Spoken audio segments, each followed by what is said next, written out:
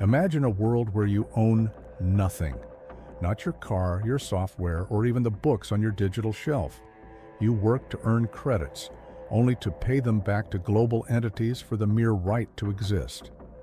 This is the birth of Neo-Feudalism, where the free market is the bait and permanent rent is the hook. For nearly 2 centuries, the promise of the free market was simple. If you worked hard and innovated, you could own a piece of the world.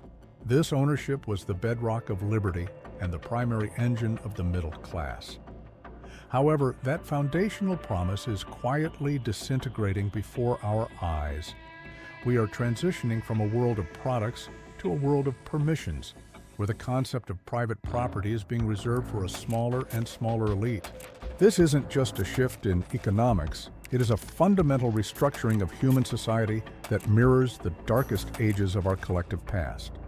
The most visible sign of this regression is the death of the buy button. In the past, when you purchased a record, a book, or a tool, it was yours to keep, sell, or break. Today, you are merely licensing access to digital files and smart hardware that can be revoked at any time. This shift from owners to users means that wealth no longer accumulates in the hands of the many. Instead, it flows upward in a continuous, never-ending stream of micropayments. We are witnessing the systematic erosion of the secondary market, which was once the safety net of the working class. Consider the reality of modern agriculture, which serves as a terrifying blueprint for the rest of the economy.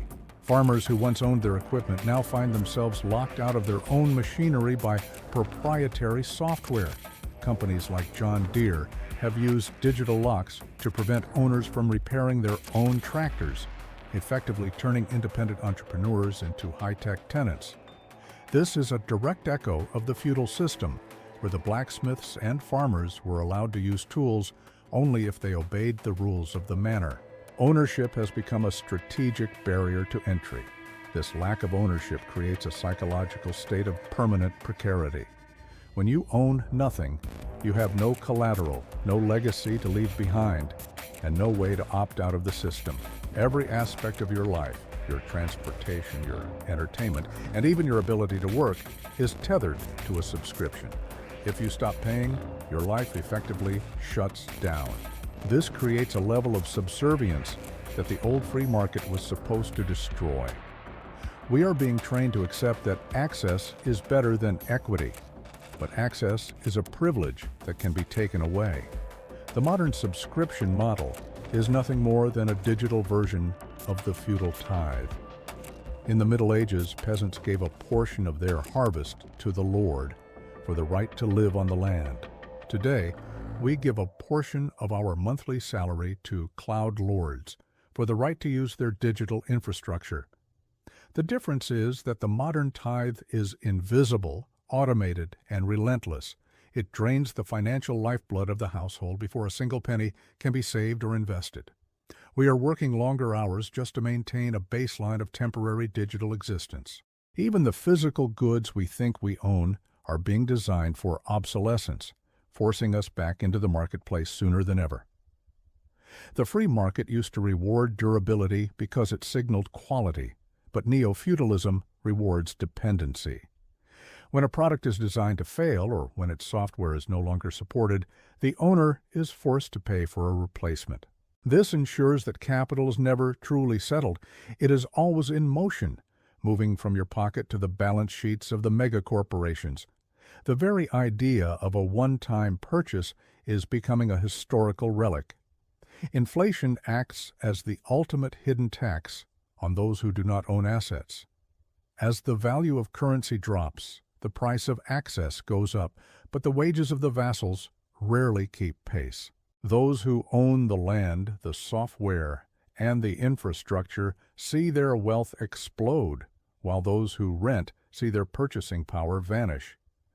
This is how the middle class is being hollowed out, not by a single catastrophic event, but by 1,000 small increments of rent-seeking.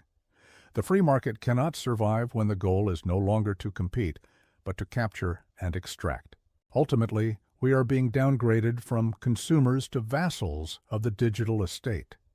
A consumer has power because they can choose where to spend their capital. A vassal has none because their capital is already spoken for by a dozen different lords. The transition is almost complete, and most people didn't even notice it happening because it was marketed as convenience.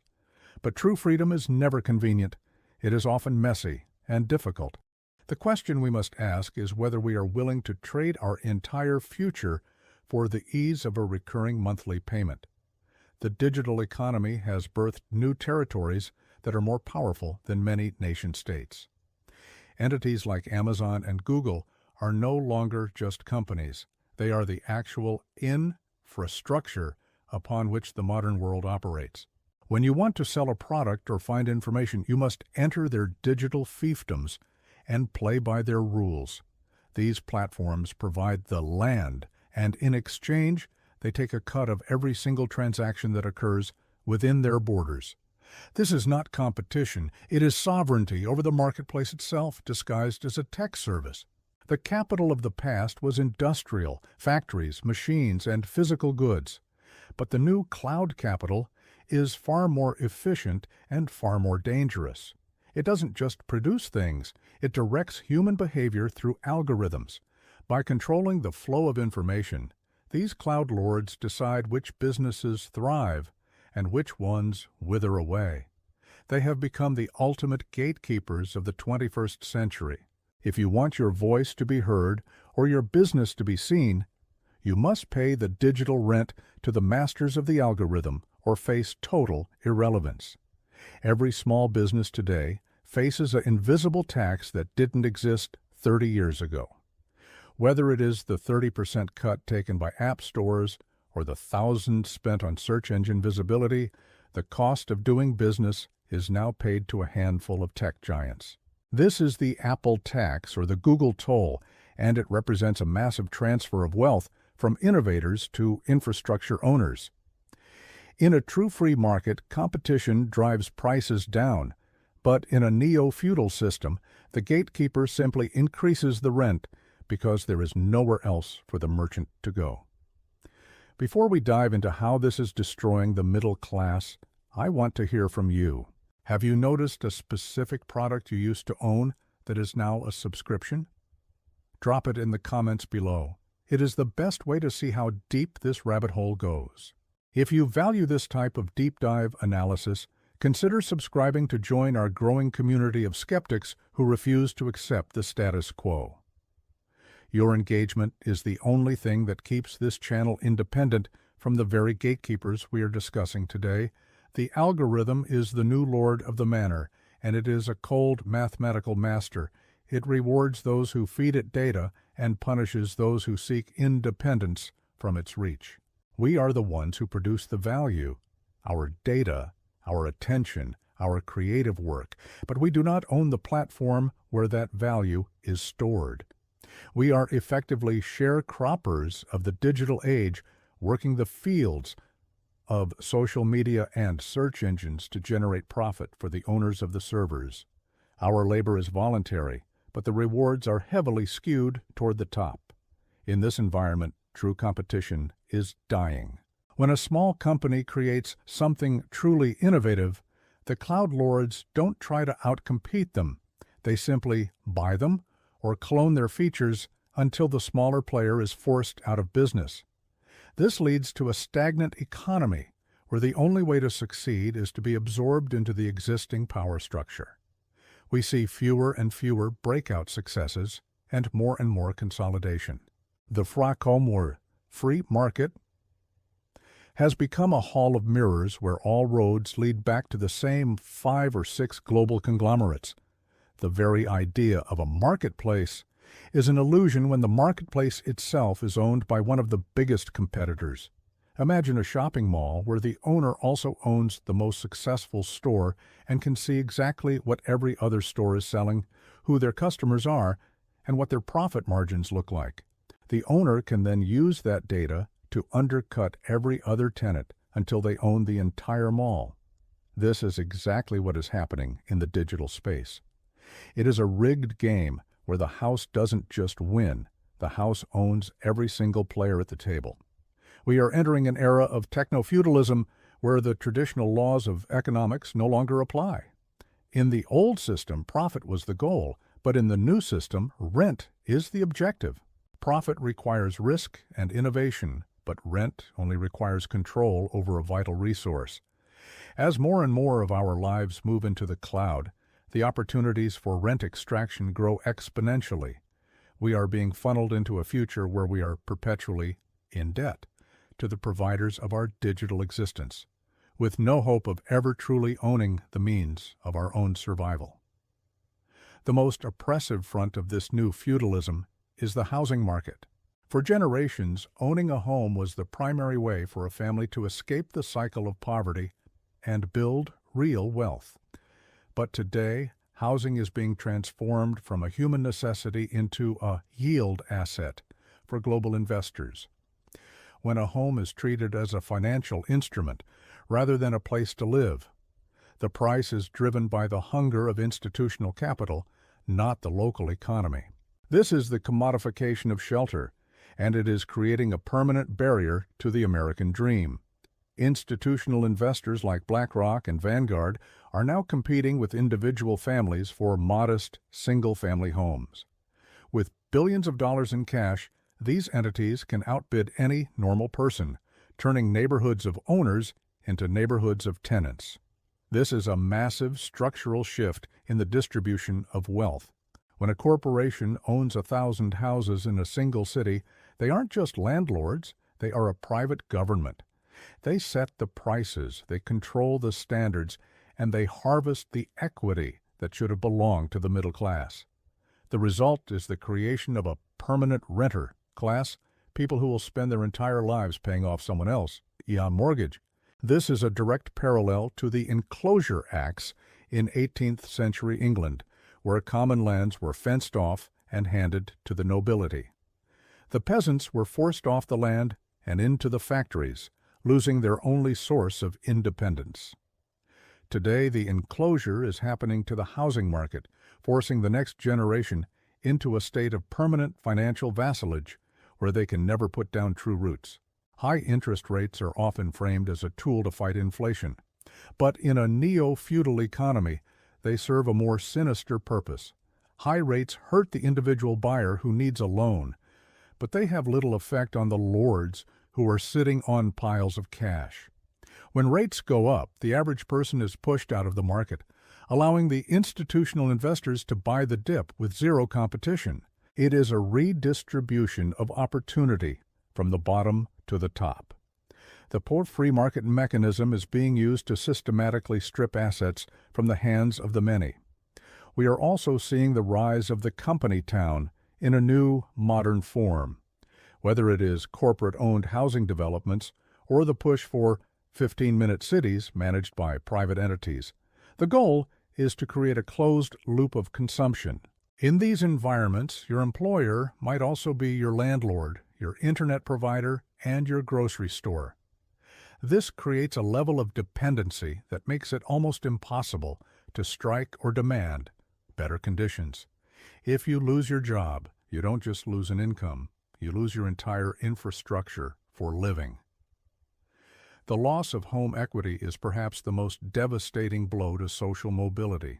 Equity was the emergency fund and the retirement plan for millions of people. Without it, the middle class is one medical emergency or one job loss away from total ruin. By siphoning off that equity through permanent rent, the neo-feudal lords are ensuring that wealth can never truly be consolidated by the working class. We are being kept in a state of just enough survival, where we can afford the subscription but never the asset itself. If this analysis is making sense to you, hit the like button right now. It tells the algorithm that intellectual, long-form content still matters in an age of 5-second distractions. It is a small but powerful way to support the independence of this channel and ensure that these ideas reach more people. By engaging, you are helping us fight back against the very digital gatekeepers we are discussing today. Let us prove that there is still a market for the truth in a world full of manufactured noise and distractions. The ultimate goal of this system is to work for interest, not for wealth. When every major life expense, from your car to your education, is funded by debt, you are effectively a debt slave. You spend the best years of your life paying back the principal plus interest to a financial institution that produced nothing but the credit itself. This is the modern version of debt bondage, a staple of feudal societies throughout history. The only difference is that our chains are made of digital ledger entries and credit scores instead of iron and stone. The promise of the free market was social mobility, the idea that the Boer floor patent was not a trap and the Wu ceiling was not a limit.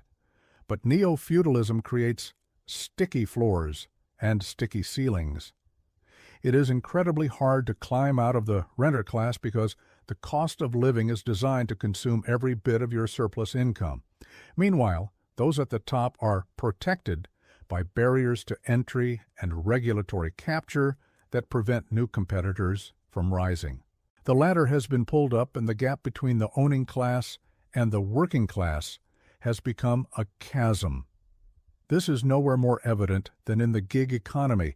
Companies like Uber and DoorDash are often marketed as freedom and entrepreneurship, but in reality, they represent a return to digital sharecropping. The worker provides the car, the gas, and the labor, while the platform takes a massive cut of every transaction simply for providing the app. The worker has all the risk, but the cloud lord has all the power and the data. There are no benefits, no stability, and no path to ownership. It is a race to the bottom for the worker and a gold mine for the platform owner. We are witnessing the return of the precarity class, a group of people who are technically employed but have zero financial security. In the old industrial capitalism, a worker had a contract, a union, and a predictable future. In Neo-Feudalism, you have a terms of service agreement that can be changed at any second. This instability is a feature of the system, not a bug. It keeps the population focused on immediate survival rather than long-term resistance or wealth building. A man who is worried about next month's rent rarely has time to plan a revolution. The education system has also been integrated into this debt-to-vassalage pipeline. Students are encouraged to take on massive loans for degrees that often don't provide the income necessary to pay them back quickly. This ensures that the moment a young person enters the workforce, they are already owned by the financial system. They cannot afford to take risks, start businesses, or challenge the status quo because they are held hostage by their monthly loan payments. Their creativity and energy are harvested by the banks before they even have a chance to grow. Meritocracy in the age of algorithms is a cruel illusion. We are told that if we produce good content or a good product, the market will reward us. But the market is now a black box, controlled by proprietary code. If the algorithm decides to throttle your reach or shadow ban your business, you can lose everything overnight with no recourse and no explanation. This is the same as a king deciding to revoke a merchant's license on a whim. There is no rule of law in the digital fiefdom. There is only the will of the platform's architects. The traditional 9-to-5 job is no longer a path to freedom. It has become a treadmill for survival. As the costs of rent, insurance, and subscriptions rise, the living wage becomes a moving target that is always just out of reach. We are working harder than any generation in history, yet we own less than our parents did at the same age. This is the hidden prophecy of the modern economy, a world where you are happy because you have access to everything, but you are a slave because you own nothing. The system is designed to keep you in a state of perpetual motion. Is this future inevitable, or can we break the cycle of neo-feudalism before it fully solidifies? The first step in any resistance is recognition. We must stop calling this a free market and start calling it what it is, a rent-seeking extraction engine. Once we see the mechanism, we can begin to opt out. This means supporting right-to-repair legislation, protecting our digital privacy, and prioritizing the purchase of physical assets over digital licenses. We must reclaim the right to own the tools of our own existence and resist the siren song of total convenience. There is a growing movement toward localism and decentralized technologies that aim to bypass the cloud lords entirely. From local food networks to decentralized finance, people are looking for ways to build parallel infrastructures that do not require a tithe to a global corporation. While these movements are still in their infancy, they represent a vital counter-narrative to the centralized control of the tech giants. The goal is to return to a peer-to-peer economy where value is exchanged directly between owners rather than through a predatory middleman. In Europe, we are seeing the first signs of a real legislative pushback. Some cities are beginning to ban institutional investors from buying up single-family homes to protect the local housing market for residents. These are the kinds of enclosure resistance movements that we need to see on a global scale. If we do not protect the right of the individual to own land and property, we are effectively consenting to a new age of serfdom. Lawmakers must decide if they serve the citizens who live in the houses or the investors who harvest the rents. The shift from passive consumer to active owner is a radical act in a neo-feudal world. It means choosing to buy a used car you can fix yourself instead of leasing a smart car that spies on you. It means buying physical books, gold, and land, things that cannot be deleted or deplatformed by a remote server. Tangible wealth is the only real defense against a system that wants to turn your entire life into a service. We must cultivate a hard asset mindset in a world that is obsessed with temporary digital ghosts. Understanding the mechanism of rent extraction is the only way to escape it. Once you realize that the system is designed to keep you in a state of perpetual monthly payments, you can start to make different choices. You can choose to live below your means to save for a down payment. You can choose to support open-source software. You can choose to build skills that don't depend on a specific platform. Independence is expensive and difficult, but it is the only thing that separates a citizen from a subject. The choice we face is a fundamental one. Do we want a future of total service access or a return to tangible wealth? One path leads to a comfortable digital cage where all your needs are met by a provider who can turn you off at any moment. The other path leads to a world where you have responsibility, ownership, and the freedom to fail or succeed on your own terms. We are at the crossroads right now. The free market is dying, but what replaces it is still up to us. We can either be the architects of a new renaissance or the peasants of a new dark age. Neo-Feudalism is not a conspiracy theory. It is the logical conclusion of unchecked rent-seeking and the death of competition. It is a system that prefers the stability of a tenant to the unpredictability of an owner. But human nature craves ownership because ownership is the basis of dignity. As long as there are people willing to fight for their independence, the prophecy of total control will never be fully realized. The first step is to wake up and see the rent for what it really is, a price we pay for our own subjection. The transition to neo-feudalism is quiet, gradual, and wrapped in the language of convenience and flexibility. But the cost of that convenience is your autonomy. If you don't own your tools, your home, or your data, you aren't a participant in a market. You are a tenant in someone else's empire. The prophecy is only hidden because we choose to look away. But now that you see the pattern, the question is, how do you opt out? One of the first signs of this shift is how the most perceptive among us are already changing their lives.